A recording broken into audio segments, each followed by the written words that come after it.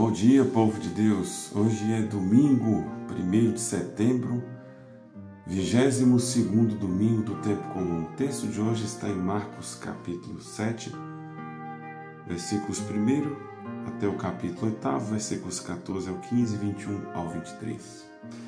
Os fariseus e alguns escribas vindos de Jerusalém tinham se reunido em torno de Jesus e perceberam que alguns dos seus discípulos comiam pão com as mãos impuras, isto é, sem as lavar.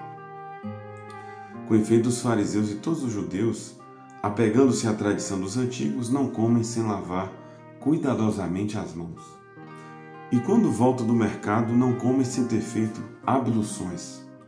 E há muitos outros costumes que observam por tradição, como lavar os copos, os jarros e os pratos de metal.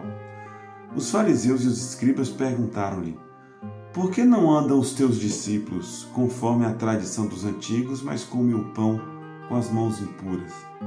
Em seguida, Jesus chamou a multidão para perto de si e disse: escutai todos e compreendei, o que torna impuro o homem não é o que entra nele vindo de fora, mas o que sai do seu interior. Pois é de dentro do coração humano que saem as más inclinações. Todas essas coisas más saem de dentro e são elas que tornam impuro o homem. O evangelho desse domingo nos fala aqui da verdadeira religião, o sentido verdadeiro da ritualidade na fé. Aqui havia esse costume de todos esses preceitos, essas abluções, toda uma ritualidade que envolvia a higiene, o modo de se alimentar, a lavagem dos talheres, dos copos, enfim, toda essa preocupação ritual que demonstrava um zelo pela pureza, uma santidade que se traduzia em gestos também cotidianos. Só que Jesus chama a atenção para um outro tipo de impureza, a impureza do coração, a impureza que, de certa forma, corrompe a moralidade do homem.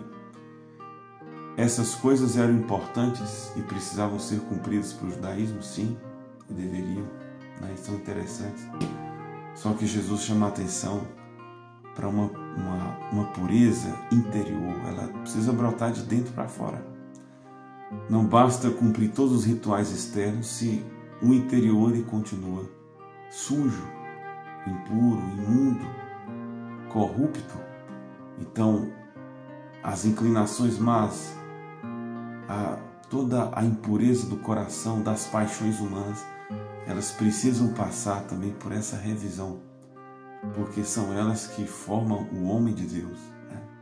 Então, a santidade, ela brota de dentro para fora. Então, que o Senhor nos ajude a traduzir a religião, a lei, a doutrina, não somente em compromissos e rituais externos, mas principalmente internos, deixando que Deus nos transforme de dentro para fora.